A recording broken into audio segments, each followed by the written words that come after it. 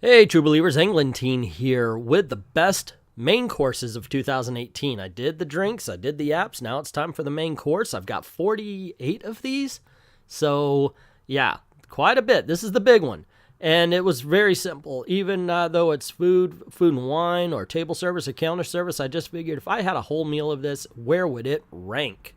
So without further ado, let's get this party started. From worst to best, here we go. At number 45, we start over at the food festival with a baked shrimp scampi. I believe this was like an Ocean Eats or something like that, and it was horrible. This is absolutely the worst thing I've had in my mouth last year. Not just food. I mean, whatever. Like if I I'm chewing on a pencil, I bit off the eraser, that's better than this crap. I never want this. Over garlic, oh my gosh. It was like 8 hours later you could burp so disgusting. Yeah, this is just gross. At number 44, you just go right across the street from where I got the baked shrimp. You could get the scallops with truffle oil. Now, the scallops were overcooked and they were rubbery and they were horrid, but the truffle oil was so overpowering. It's just one of those things where that was the first thing I had, and then I spent the entire day at the food festival, but at the end of the day, all I could taste was truffle oil. That was just disgusting. Cannot recommend this.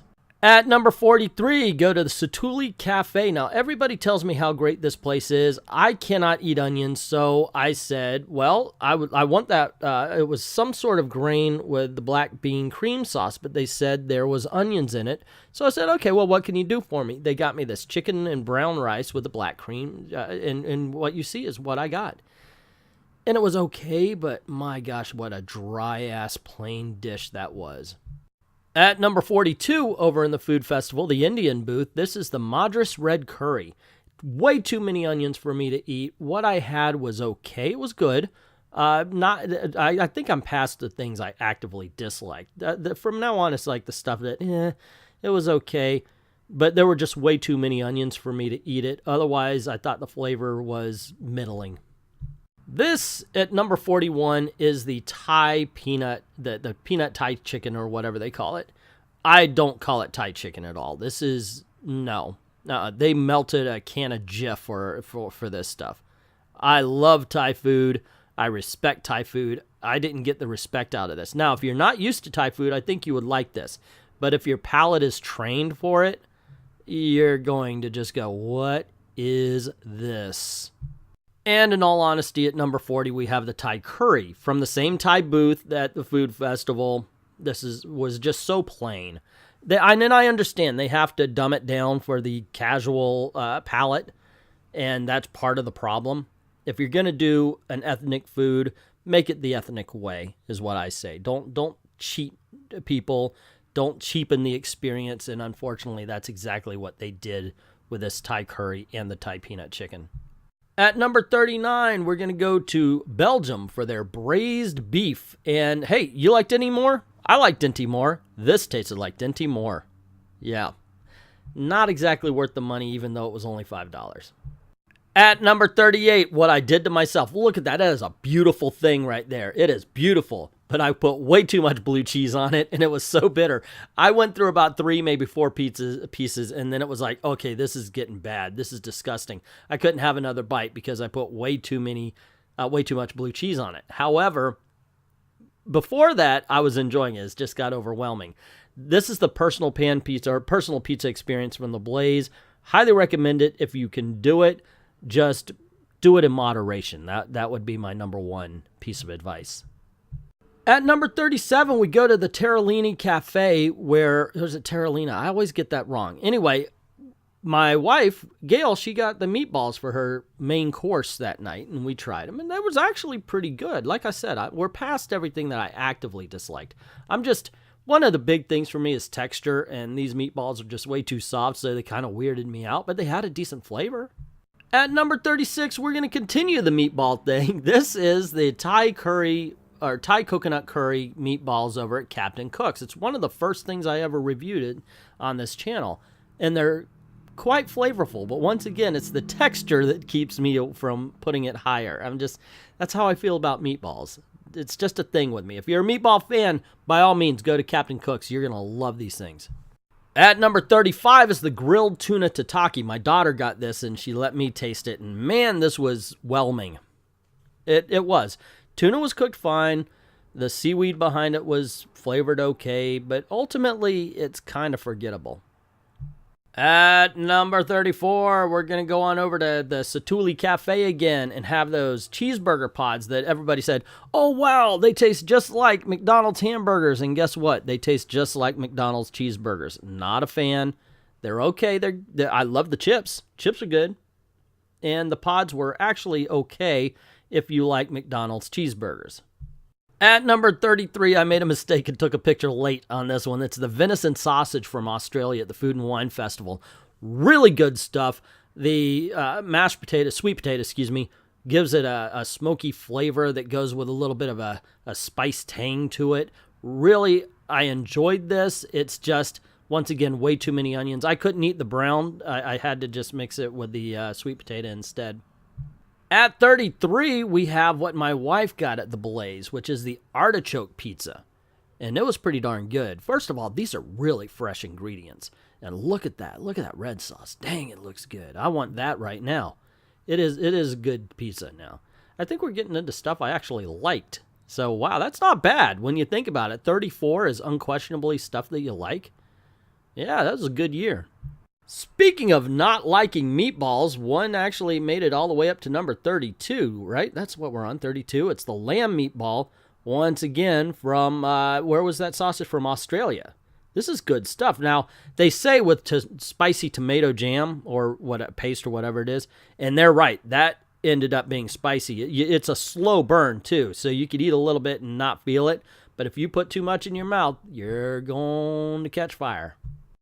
At number 30, we have seared scallops. Now, you can't really see it. I apologize. It was night. I filmed it. I forgot to take a picture. My bad. This was flavorful. My daughter actually got this, and she let me taste it. And it was good. I like the succotash that was below it as well. So that I recommend. These scallops, good. The shrimp scampi from the same booth, horrible. Number 29, the Sauce Boss from Chicken Guy. Now, here's the thing. I'm going to put a note here. I got two sauces that clashed. Not good. This is one hell of a messy sandwich. And that's what I really want to tag it for. Not so much the flavor, because that depends on what sauce you put it on. I can't fault that for it. I picked it wrong too. But this is one hell of a messy sandwich if you get two sauces. So to me, it's just better to get the chicken tenders. At number 29 is the New Brunswick slider from the American Pavilion at the Food Festival. Oh man, people were building this up in my head, and so I tried it. I was like, it's good. It's not great. It wasn't great. It's definitely not even the best slider that was at the Food and Wine Festival, even though this was the one that got hyped up. Yeah, I think people who know me will be surprised at what the best slider was, in my opinion. And at number 28, speaking of sliders, the snake bite sliders from Jock Lindsay's Hangar Bar. Now, technically, I guess this is an appetizer, but it's burgers. And there's enough to make one whole burger there. So I added it as a meal. But it's pretty darn good. Now, the tomato jam actually, I think, works against the rest of the flavors that are on the burger. So get it on the side so you can dip. But otherwise, yeah, this is pretty tasty. Number 27. Wow, you know what? I didn't realize I put all the sliders right next to each other. It's kind of funny. This one is the Smokehouse Blended Burger at Earth Eats in the Food and Wine Festival. And I liked this. It had a lot of really good stuff on it. It had some blue cheese and such like that. It was very flavorful. It was real beef. And it was good. I got to say, I did enjoy this. But still, not the best slider. At number 25, we have the chicken tenders from Chicken Guy. Man, these are good. Seriously, you could just eat them right out of the box, but I would not recommend that. I would recommend you either talk to the sauce slinger or buy yourself some extra sauces and try them because they are awesome. Even the worst of them are pretty good. So, yeah, I would definitely recommend that. But the chicken tenders alone are still pretty decent. Let's go underground to Enzos Hideaway out at Disney Springs and try their chicken parmesan, which normally I'm not a big fan of it because, once again, texture. One, I don't like those kind of noodles. Two, I don't like chicken that's doused in sauce with bread on it. Yet here it's kind of flavorful. It's spicy enough and it's, ooh, so good. At number 23, we go on over to China during the Food and Wine Festival and try their duck Bao Bun with barbecue. And it is a sweeter barbecue than what I'm normally used to. Gail loved this. I think duck is a little gamey, but it's still flavorful. The only problem I had, I thought the Bao Bun was too thick and it kind of took away from the flavors. Beyond that, this is very tasty. Well, the meat was. At number 22, we have the skirt steak on top of, I forgot what the polenta pancake or something like that. Now, the pancake took away from the flavor. If you eat it all at once, it actually kind of blands everything up. But if you just eat it one at a time, the skirt steak is so good.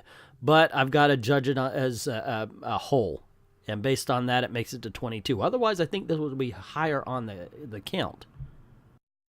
I just looked at my list and I skipped a number. So actually, this is number 20. It's the first of the California grill stuff. It's the Yellowfin Tuna, which was tasty enough. The roll you see there is very crunchy and it actually hurts the mouth to eat. She gave that to me and I found it unpleasant. So overall, that's why this is down so low. The sear on the tuna was good. It's just as a meal, it just didn't quite make it.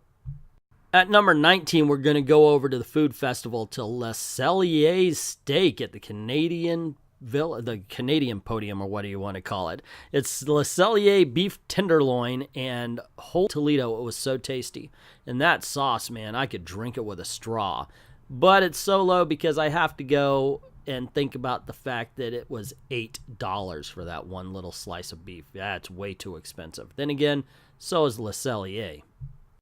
At number 18, we have a simple Reuben sandwich that was made for us at the Plaza Cafe. Man, every ingredient was fresh. Now, granted, the corned beef was a little bit chewy, but otherwise, what an excellent sandwich that was. Very flavorful. I want to go back to that place for this, although I would probably get the fried green tomatoes first. At number 17, we have the Shon Pancake from China at the Food and Wine Festival. The meat in this, I believe it was beef, was so spicy, Gail couldn't eat it. So she just ate the onions for me, and that way that I could eat it. And she enjoyed it, but she said she couldn't have all of it. I enjoyed it, and I ate the entire thing with a big old smile on my face. So tasty. Hope they have it next year. Number 16, we go from, still at the Food and Wine Festival, go on over to Fire Eats, and this is the corned beef. Yeah, smoked corned beef, man. Holy Toledo, that was good. I'll tell you what, one of the best things about this is it is a meal. Now, I had this with the skirt steak at the same time. Well, I ate that first so I could get a full, flavor. But, oh my gosh, this filled me up. After I had this, I couldn't eat anymore. I didn't even want to move. It was so good for the price. Oh, heck yes. At number 15, we head on over to SeaWorld, to the Smokehouse Barbecue Platter, where you get beef brisket, chicken, sausage. That sausage is tasty, man. Gail has like a piece, and then I just down the whole thing. I love that stuff. Good stuff. It's Gail's favorite place to go. And yeah, I mean, if you like smoked meats, definitely stop by there. You will not be disappointed. At number 14, we have the pumpkin squash ravioli with pumpkin seeds. It was good. Now, this was something Gail wanted to get, and I heard about it. I was like, one, I don't like ravioli. Two, yeah. And so I tried it. It was like, oh my gosh, I wanted to dive right in it. But it was her dish. Her dish. I let her finish it. But wow, it was so tasty. Back to the underground at number 13, we go on over to Enzos Hideaway for the Seafood Vesuvia. Now, my daughter doesn't like mussels, so basically she gave me some, and we downed the mussels for her, and it was very tasty. And once again, I got to warn people, this is one of those spicy tomato sauces with a slow burn. She loved it. I loved it, and it's definitely a dish to get. Once again, Enzos Hideaway. At number 12, we go on over to Universal Studios to the Cowfish. And we're going to have the Jam and the Blues, which, surprisingly enough, they said they had an onion jam, and we were worried about that, but the onions were cooked down, so we're fine, and it was sweet like honey. Holy Toledo, this was a good burger. This is a burger that makes you want to go back, and it's not even the best one we got. Nor was the burger I got at Cowfish, same place. It's at number 11. It's the Jalapeno Popper Showstopper. And it's good. It had a lot of jalapeno flavors. Unfortunately, it didn't have the heat I was looking for. but still so delicious. Just, I guess, not enough to make the top 10, huh? Still recommend getting it. But as I said, this was number 11, so that means from here on in, we're talking about the top 10 main dishes we had at any theme park in 2018. Starting at number 10 is the lychee glazed salmon with rice cake and the vegetables. Oh my gosh, this was flavorful. It was good. And you know what? This was my second favorite at California, or my second least favorite at California Grill, and it still made the top 10. So obviously, we got some more things to talk about. But this right here, I think they still have it. I can recommend it. At number 9, we have the Hunk of Burnin' Love. This is the half-pound version of the Cowfish Left the Building. It's got banana. It's got peanut. It is so flavorful, so good. Seriously, this was the winner of our trip to Cowfish. I want to try. I want to go for the big one, though. But this, I'm telling you, give this a shot. It sounds like it's a weird combo, but it absolutely works. At number 8, we have the best thing at the Food and Wine Festival, in my opinion. Well, maybe the swine brine was better. But for as far as main courses, we have the Impossible Slider. This is a vegetarian burger that has all sorts of Asian flavors on it, and it is amazing. I loved this. I got it more than once, and if they have it again, I'm going to get it again. At number 7, we're heading back to the California Grill for the lamb pops. Man, they were tasty. It's a little bit Greekish kind of flavors, the sake sauce, and so far it was very flavorful, very good. I like the side stuff more than my daughter did. Ashley ordered this. She loved the lamb, but not so much the side dishes and the vegetables. But those were my favorite. I actually like that better than the lamb. Get this. Well, wait, no, you can't because they took it off the menu. Number 6, going on to Terralina Cafe with the crispy Parmesan burger. That yellow thing you see there in the burger, that's a like burnt Parmesan, and it gives such a good dark flavor to the burger. Oh my gosh, I love this burger. It was $20, so I was saying this better be a really damn good burger, and it was. It is a showstopper, ladies and gentlemen. It's one of those things where you're like, wow, I can't believe they can make a burger this good, and then you eat it, and you say yes. Number 5 from the Plaza Cafe at Magic Kingdom shows that if you put the right ingredients together, it doesn't matter how simple a dish it is, it could be awesome. And this is the fried green tomato sandwich from the Plaza Cafe restaurant. This haunted me, man, for a while. I kept thinking about it. I want to go back. I didn't want to eat anything because I would lose the flavor off of my palate. And my gosh, I want to go back and get it again. Number 4 was the steak with tamarind barbecue on it. It was really good. I was actually kind of weirded out. Okay, tamarind barbecue, that could work, or it could be absolutely disgusting. One of those things where they try to be arty and it fails, but no, sir. This was very tasty. Now, I only got one taste out of it, but that one taste, that infected me with it. That's how I can say it. It infected me with it. I so would recommend you go to get this. But the best from our California grill trip was number 3. Gail ordered this. It's the pork 3 ways. Wow. Now, she didn't like the pork belly. I finished that. The flavors were good. The sauces were excellent. Everything was on point with this. I wish I got a better picture of it. I learned how to take better pictures of food as I went. Sorry about that. And this is just so very good. And I feel rude because they don't have that on the menu anymore. So, well, I hope they put it back because it's amazing. Number 2 is the Chilean Sea Bass, another item that they don't have on the menu anymore from STK. This was so good. Now, it says it has a Thai chili. It has the cabbage underneath that was so flavorful. All the vegetables, all the spices, everything just melded together and it melted in your mouth. It does so good.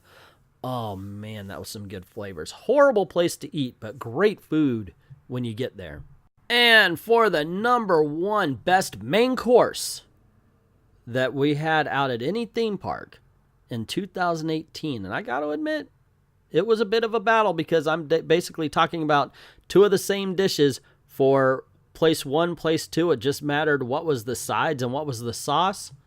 But the winner was the Venison Sea Bass, the Mediterranean sea bass from Enzos Hideaway.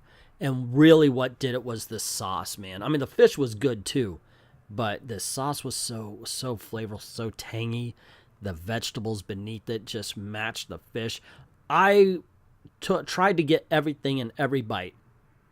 And that was what I really wanted to do with it. It just felt wrong to eat any one component by itself. And that plate was licked clean. So there you go, gang. Every main course that we tried this year of 2018 ranked from worst to best. What do you think? What do you agree with or disagree with if you've tried any of these? Or how about something that we don't have on our list that you would say, dude, you have to go over to this particular restaurant and try this? Doesn't matter. SeaWorld, Busch Gardens, Universal Studios, either Islands or the studios, Disney, any of the 4 parks, the hotels, anything. If you have something to recommend, please do. Just put it down in the comments below. Also, if you like this video, you want to see more, please click like, share, subscribe, hit that notification bell because that's what YouTube really cares about. And also, this is the way we're trying to make a living. So if you don't mind helping out the channel, go on over to Patreon or Ko-Fi or even PayPal and drop $1 in the till. Helps keep the lights on, helps keep making videos for you. Thank everybody who's already done that, and to everyone, all of the true believers, thank you very, very much for watching.